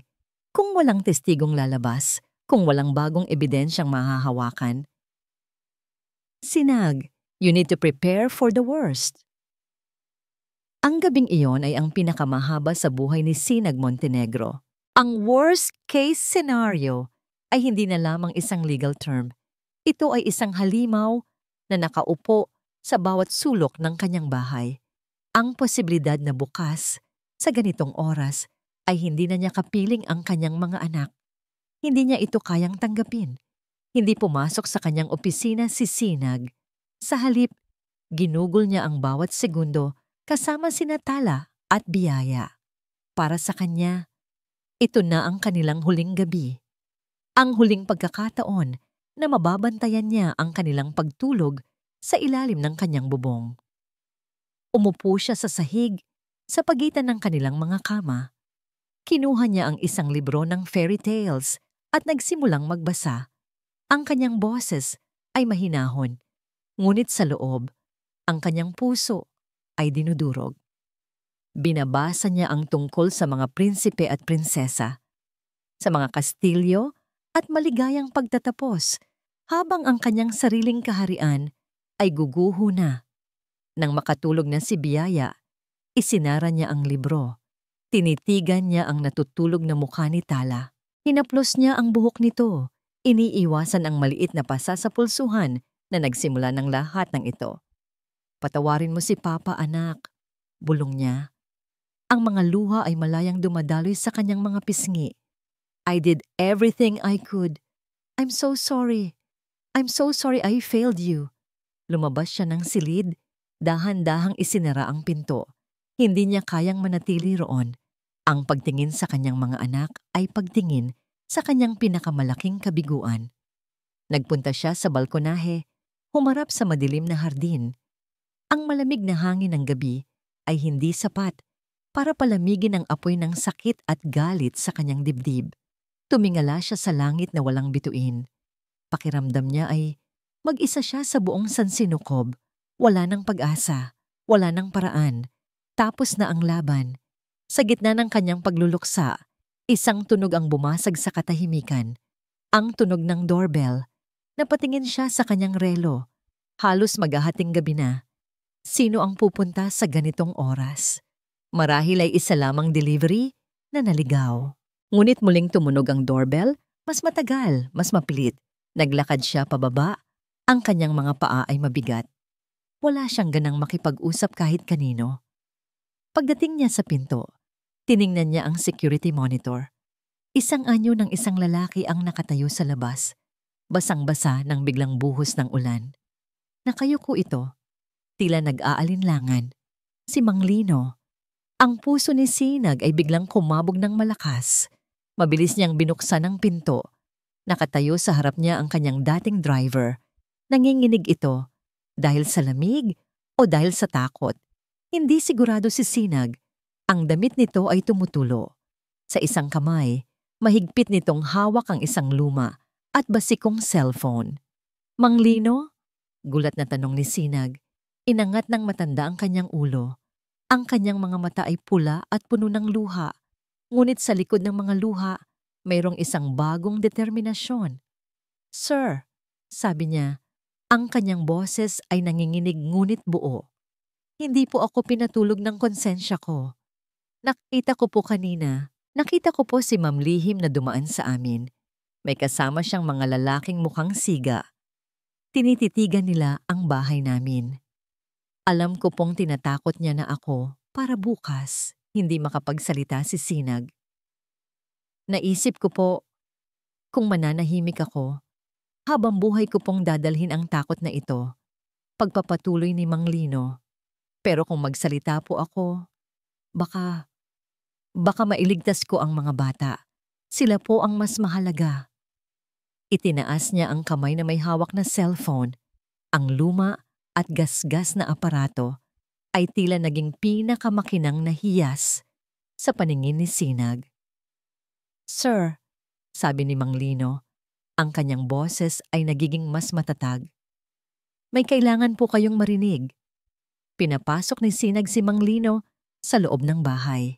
Ang sahig na marmol ay agad nabasa ng tubig ulan mula sa damit ng matanda. Ngunit wala itong pakialam. Inabutan niya ito ng tuwalya at mainit na kape. Ang kanyang mga kamay ay bahagyang nanginginig sa pananabik at kaba. Umupo sila sa sala, sa parehong lugar kung saan nagsimula ang digmaan.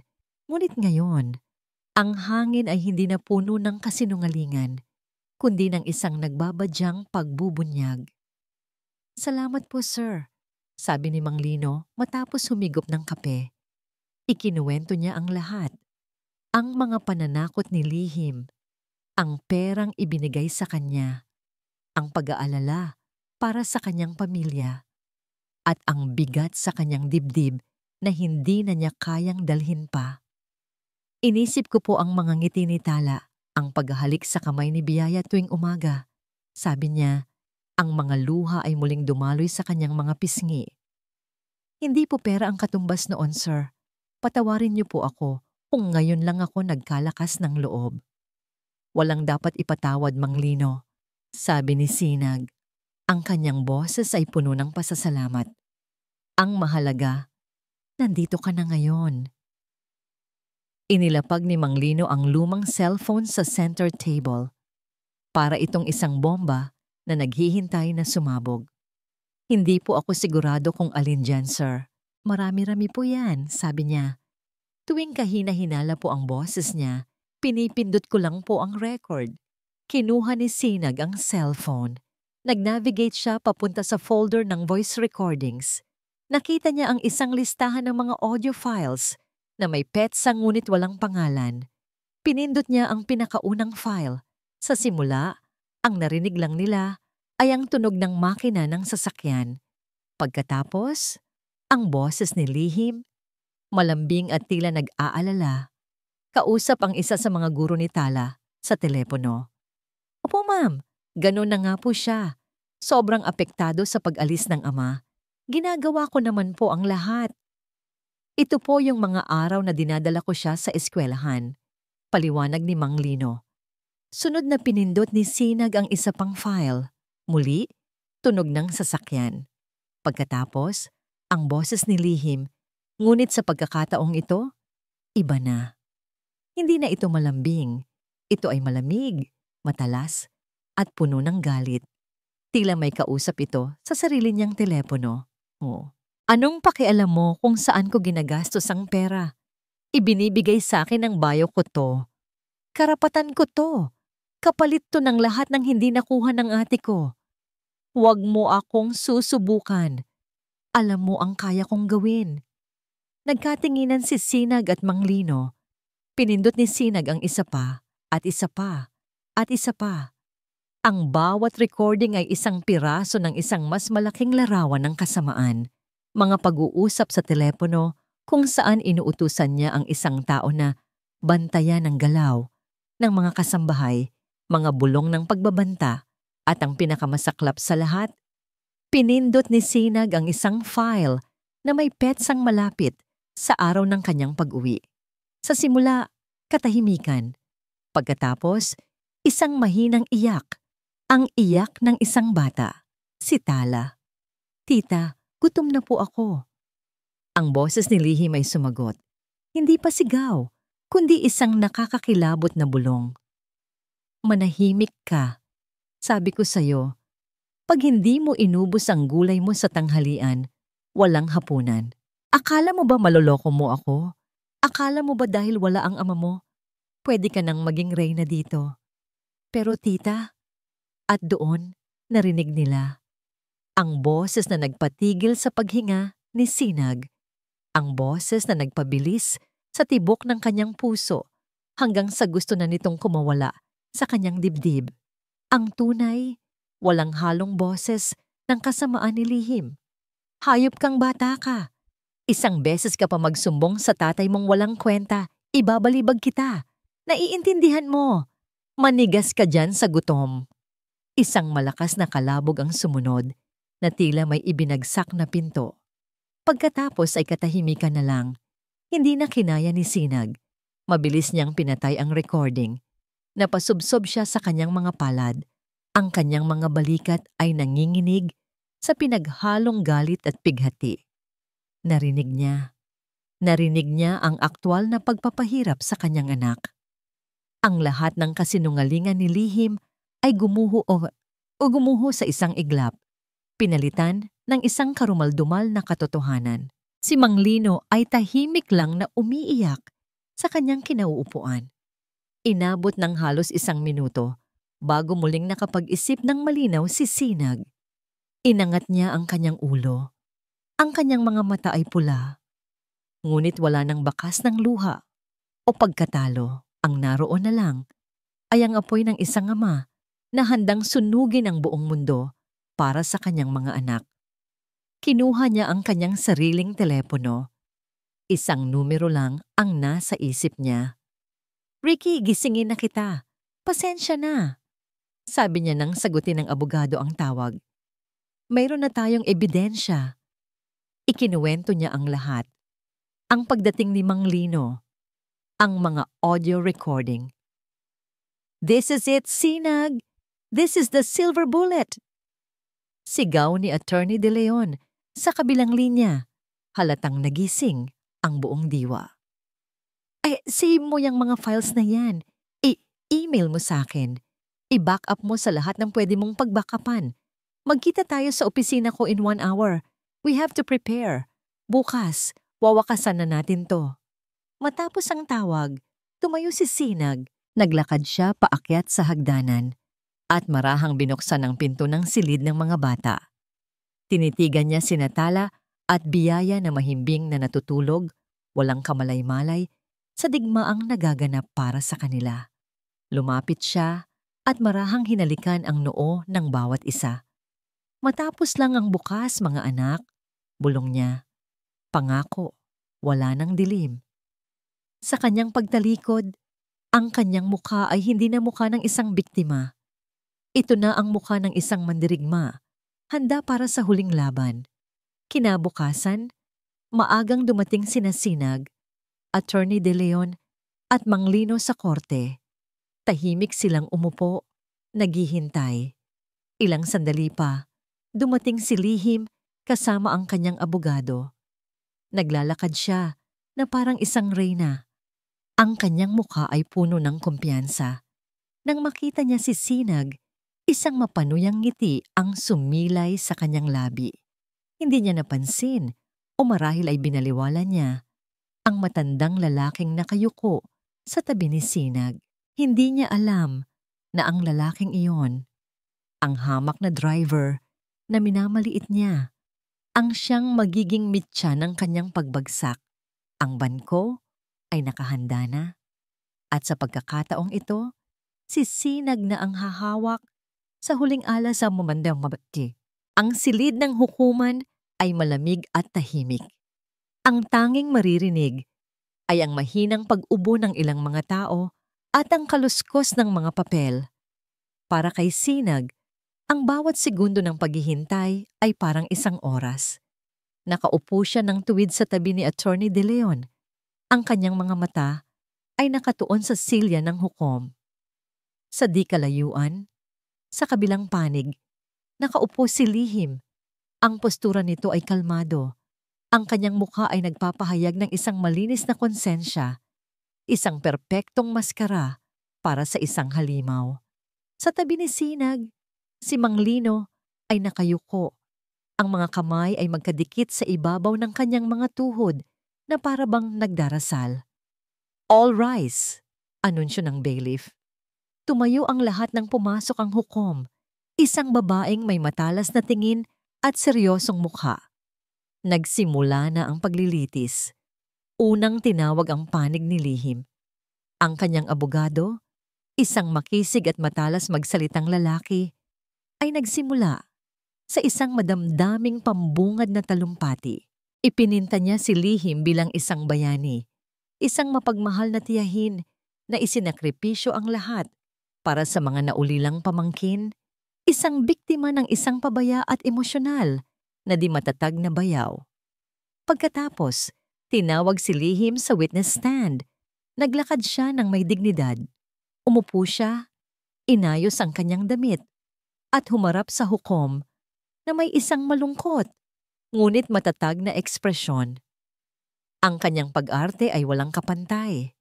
Miss De Vera, simula ng kanyang abogado.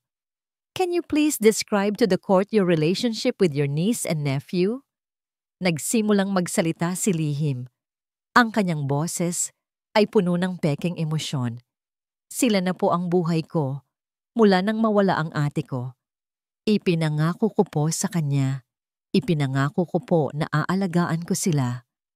Ginawa ko po ang lahat. Nagsimula siyang umiyak. Pekeng mga luha. Ikinuwento niya ang kanyang bersyon ng mga pangyayari.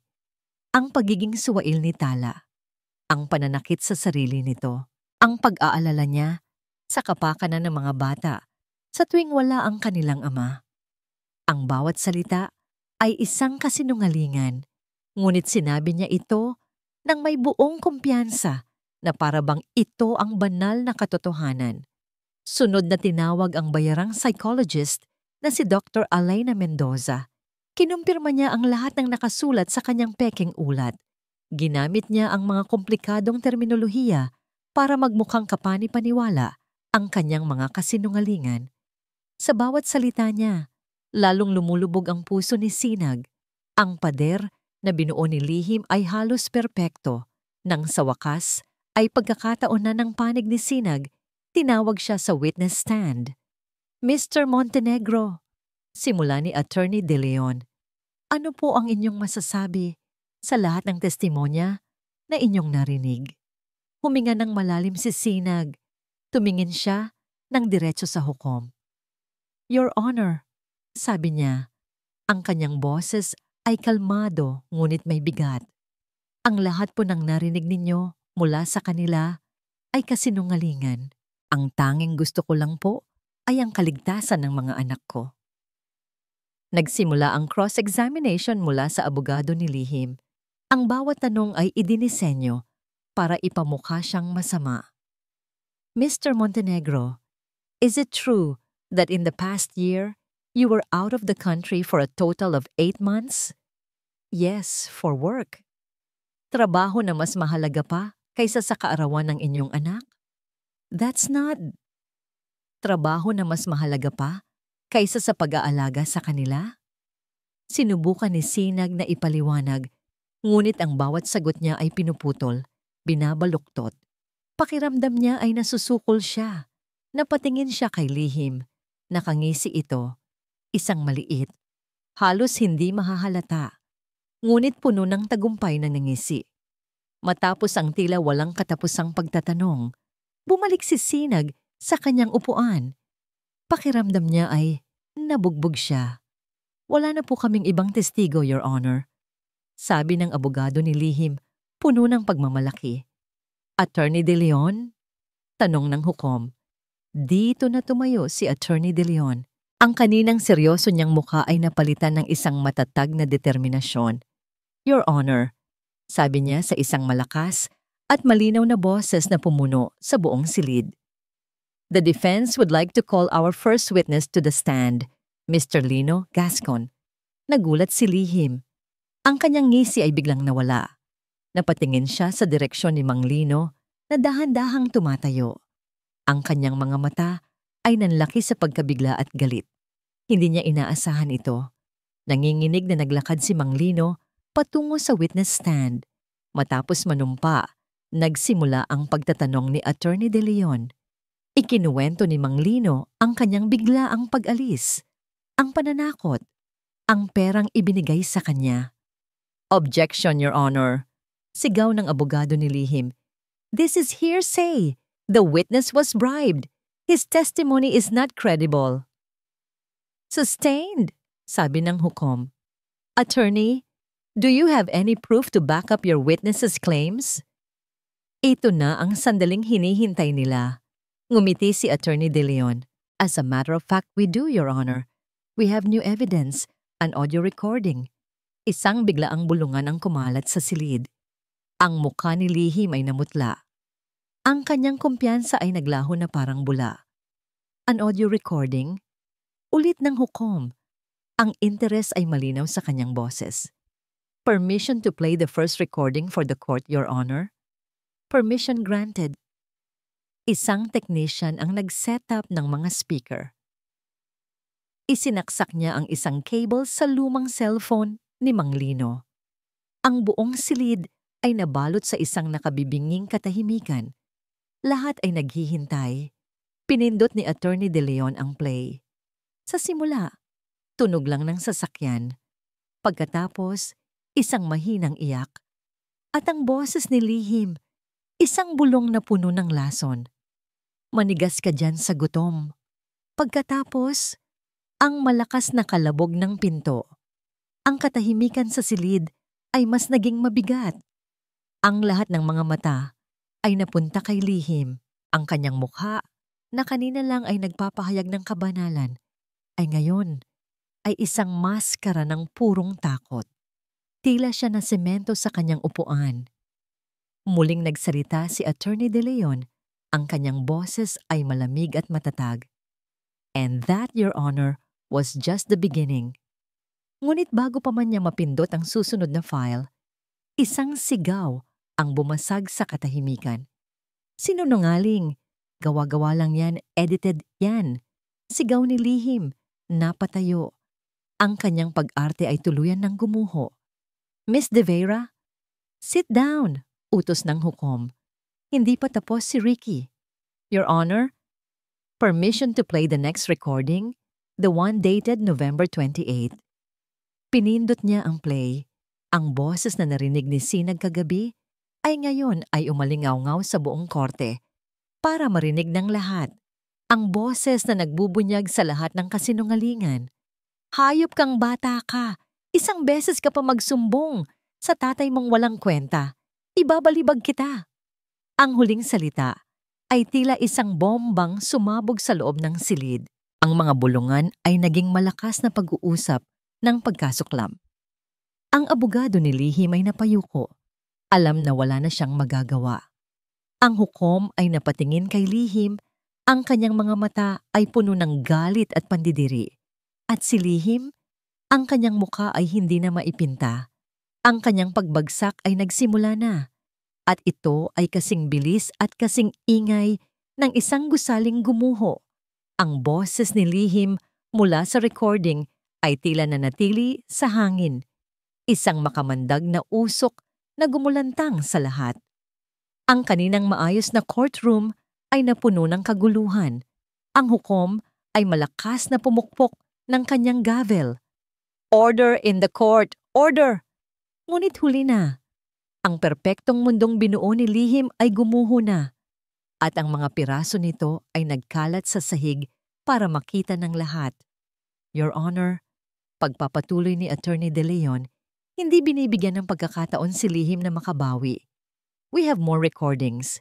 Recordings of her threatening the household staff. Recordings of her admitting her hatred for her late sister, the mother of these children. Recordings that will prove a pattern of abuse, deceit, and manipulation. Stop it! That's enough! Sigaw ni Lihim, ang kanyang boses ay basag at puno ng desperasyon.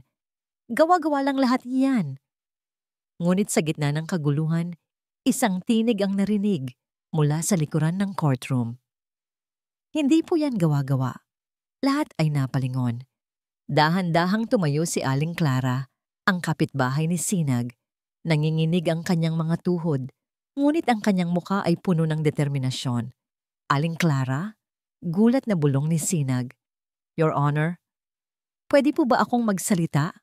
Tanong ng matanda. Lumalakad papalapit. Nagkatinginan ang mga abogado. Nagulat din ang hukom. And who are you, madam? Ako po si Clara Reyes, kapitbahay po nila. At sawang-sawa na po akong magbingi-bingihan. Pinahintulutan siyang lumapit sa witness stand. Doon, sa ilalim ng panunumpa, isinalaysay niya ang lahat. Ang mga gabing naririnig niyang umiiyak si Tala.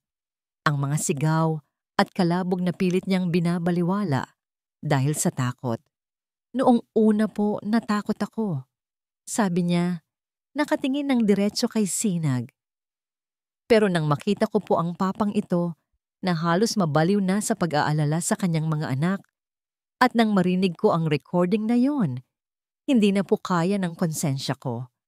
Kasalanan din po naming mga nakarinig, pero nanahimik.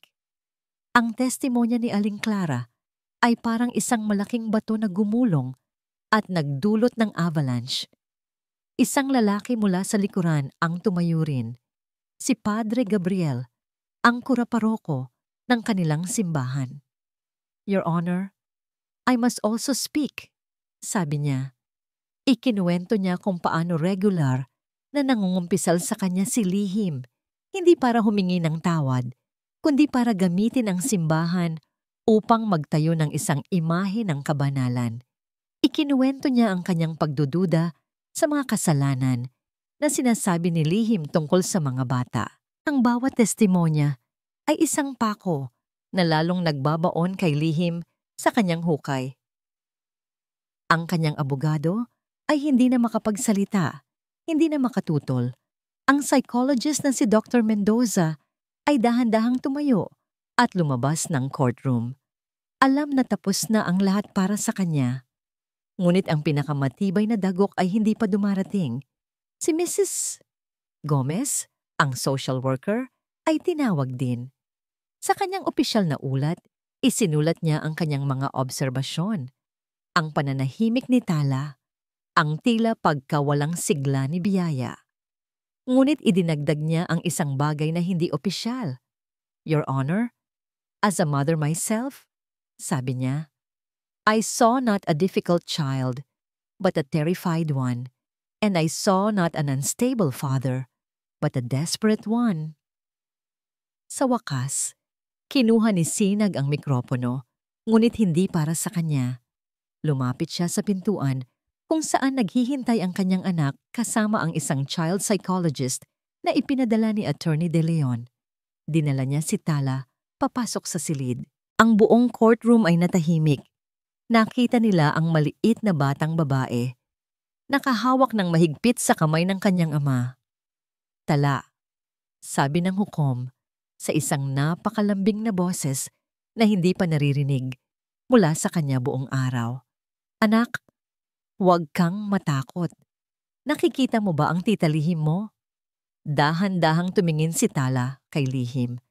Ang dating nakakatakot na anyo ay ngayon ay isang gusot na larawan ng pagkatalo. Wala na ang kapangyarihan nito. Wala na ang banta. Tala, pagpapatuloy ng hukom. Totoo ba? Totoo ba ang mga narinig namin sa recording? Ginawa ba niya yon sa'yo? Tumingin si Tala sa kanyang papa. Nakita niya ang pagmamahal, ang suporta, ang pangako ng kaligtasan sa mga mata nito. Huminga siya ng malalim. Ang maliit niyang dibdib ay umangat. At sa wakas, pagkatapos ng napakatagal na pananahimik, nagsalita siya. Ang kanyang boses ay maliit ngunit malinaw, umalingaw-ngaw sa bawat sulok ng silid ng hustisya. Opo, sabi niya. Sinabi po niya na kapag nagsalita ako, kukunin niya po si Biyaya. Itatago niya po ang kapatid ko. Isang kolektibong paghinga ng awa at galit ang narinig mula sa mga ta. Iyon na ang huling salita. Iyon na ang katotohanan na hindi na kayang pabulaanan ng kahit sino. Pumukpok ang hukom ng kanyang gavel, ang tunog ay pinal at hindi matitinag. Sa harap ng lahat ng ebidensya at testimonya na iniharap sa korteng ito, deklara niya, ang kanyang mga mata ay nakatutok kay Lihim. This court finds Miss Lihim de Vera guilty of child abuse, grave threats, and perjury. Tumingin siya kay Sinag. The petition for permanent custody is hereby dismissed. I grant full and sole custody of the children, Tala and Biyaya Montenegro, to their father, Mr. Sinag Montenegro. At sa huli, tumingin siya sa mga gwardya ng korte. Bailiff, take Miss De Vera into custody. Arrest her now. Hindi! Hindi yan totoo! Kasalanan niyo ang lahat! Sigaw ni Lihim habang pinoposasan siya ng mga pulis. Nagpumiglas siya. Nagwala, ang kanyang magandang mukha ay nasira ng galit at kabaliwan. Kasalanan ng ate ko. Kinuha niya ang lahat sa akin. Dapat sa akin yan. Ang kanyang mga sigaw ay unti-unting humina habang kinaladkad siya palabas ng courtroom hanggang sa ang tanging naiwan na lang ay ang alingaw-ngaw ng kanyang pagbagsak. Sa gitna ng silid, hindi gumalaw si Sinag. Dahan-dahan siyang lumuhod sa harap ni Tala. Hindi niya kailangang magsalita. Sa unang pagkakataon sa loob ng napakatagal na panahon, si Tala ay tumakbo at yumakap sa kanyang ama. Isinubsob niya ang kanyang mukha sa dibdib nito at humagulgol ng malakas. Ngunit hindi ito iyak ng takot o kalungkutan. Ito ay ang iyak ng paglaya. Niyakap siya ni Sinag ng buong higpit, kasamang niyakap si Biyaya na buhat-buhat ng isang court aide. Ang tatlo sa kanila, sa gitna ng korte, ay muling naging isang pamilya. Tapos na ang bangungot. Ang kasinungalingan ay nagwakas na. Ang Villa Esmeralda ay naligo sa ginintuang sinag ng umaga, ngunit hindi katulad ng mga nakaraang araw, ang liwanag na ito ay hindi na tila nanununuya. Ito ay mainit at puno ng pag-asa. Ang katahimikan sa loob ng mansyon ay hindi na katahimikan ng takot, kundi katahimikan ng kapayapaan. Ilang araw na ang lumipas mula sa paglilitis. Ang anino ni Lihim ay tuluyan ng naglaho. Ang kanyang mga gamit ay ipinadala na sa kung saan man siya naroroon at ang kanyang silid ay isinara, naghihintay na mabigyan ng bagong buhay. Sa kusina, ang amoy ng sinangag at mainit na tsokolate ang bumalot sa hangin. Si Sinag, na nakasuot lamang ng simpleng t-shirt at shorts, ang siyang nagluluto. Ang kanyang mamahaling suit ay nakatago na sa aparador.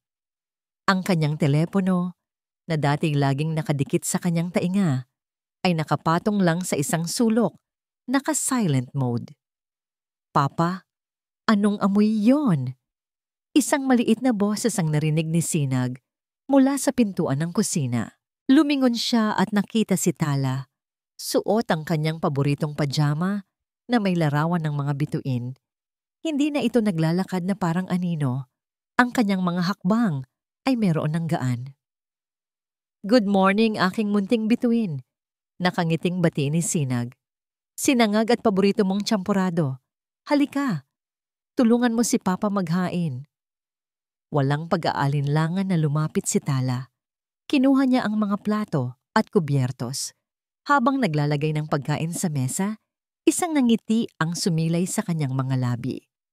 Isang tunay, walang halong nangiti na matagal nang hindi nakikita ni Sinag. Ang nangiting iyon ay mas mahalaga pa kaysa sa lahat ng business deal na naipanalo niya sa buong buhay niya. Maya-maya, pumasok sa kusina si Yoli, ang kanilang dating kasambahay.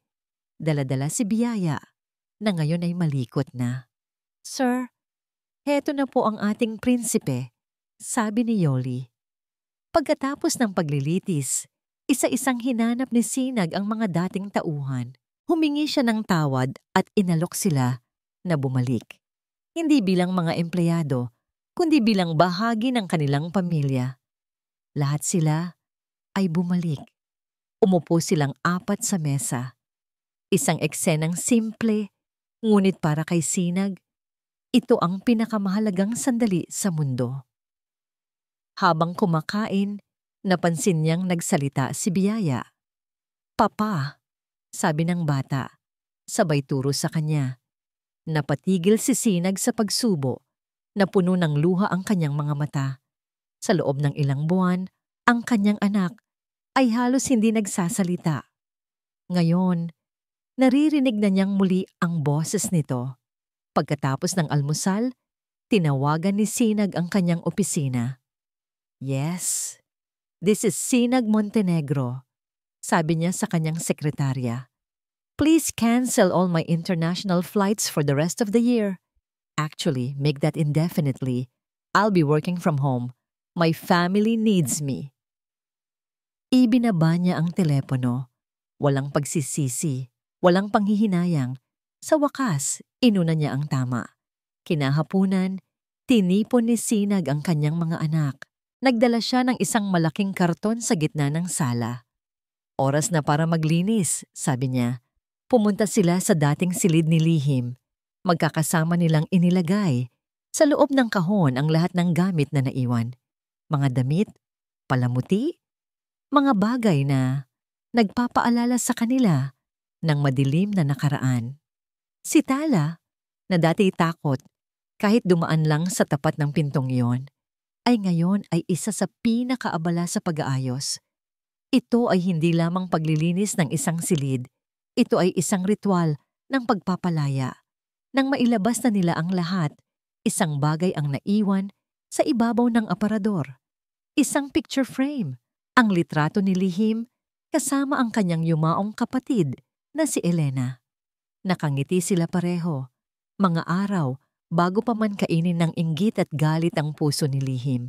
Tinitigan ito ni Sinag, kinuha niya ang litrato at sa halip na itapon, itinago niya ito sa isang baul. Ang pagpapatawad ay malayo pa, ngunit ang pagtanggap sa nakaraan ay isang simula. Makalipas ang ilang buwan, ang hardin ng Villa Esmeralda ay mas naging makulay. Isang bagong puno ng sampagita ang itinanim sa lugar kung saan paboritong umupo ni Elena. Si Sinag, Tala, at Biyaya ay nakaupo sa damuhan. Pinapanood ang paglubog ng araw. Si Biyaya ay tumatakbo na ngayon, hinahabol ang mga paru-paro. Si Tala naman ay abala sa pagguhit sa kanyang sketchbook. Papa, tingnan mo, sabi ni Tala, ipinapakita ang kanyang iginuhit. Hindi na ito guhit ng mga umiiyak na bata at galit na stick figures. Ang kanyang iginuhit ay 3 tao na magkakahawak kamay sa ilalim ng isang malaking araw na nakangiti. Kinuha ni Sinag ang sketchbook at niyakap ang kanyang mga anak. Ang isa sa kaliwa, ang isa sa kanan. Naramdaman niya ang init ng kanilang mga katawan, ang tibok ng kanilang mga puso. Ang mga sugat ay naroon pa rin, nakatago sa ilalim, ngunit unti-unti na itong naghihilom. Mahal na mahal ko kayo, bulong niya. Hinahalikan ang tuktok ng kanilang mga ulo. Tumingala sa kanya si Tala. Mahal ka rin po namin, Papa. Tumingin si Sinag sa papalubog na araw. Ang kulay kahel na liwanag ay nagbibigay ng init sa kanilang mga mukha. Ang pagiging isang ama, natutunan niya, ay hindi tungkol sa pagbibigay ng lahat ng bagay. Ito ay tungkol sa pagiging naroroon sa lahat ng oras. Niyakap niya ng mas mahigpit ang kanyang mga anak, ang kanyang 2 pinakamahalagang yaman. Simula ngayon, bulong niya sa hangin, wala nang dilim. Puro liwanag na lang. At dito po nagtatapos ang ating kwento. Isang paglalakbay mula sa kadiliman patungo sa liwanag. Isang paalala na ang pinakamatinding sugat ay kayang hilumin ng tunay na pagmamahal at walang sawang pag-asa. Ang aral ng kwentong ito ay malinaw. Ang pamilya ay hindi lamang tungkol sa dugo, kundi tungkol sa tiwala, pag-aaruga at presensya. Minsan, sa ating paghahangad na ibigay ang magandang kinabukasan, nakakalimutan natin na ang pinakamahalagang regalo na maibibigay natin sa ating mga mahal sa buhay ay ang ating oras at ang ating puso. Maraming salamat po sa inyong walang sawang pakikinig at pagsama sa amin sa kwentong ito. Kung mayroon kayong mga saloobin o aral na napulot, huwag po kayong mag-atubiling ibahagi ito sa comment section sa ibaba. Anong uri ng kwento ang gusto ninyong marinig sa susunod? Hindi dito nagtatapos ang ating paglalakbay. Marami pa pong kwentong kasing ganda at mas puno ng aral dito sa aming channel. Kung nagustuhan nyo ang kwentong ito, i-like, i-share sa pamilya at mga kaibigan, at mag-subscribe na rin para lagi kayong updated sa mga susunod pa naming kwento. I-click niyo ang notification bell para kayo ang unang makarinig kapag may bago kaming upload. Pagpalain po kayo ng Panginoon, kayo at ang inyong buong pamilya. Hanggang sa muli.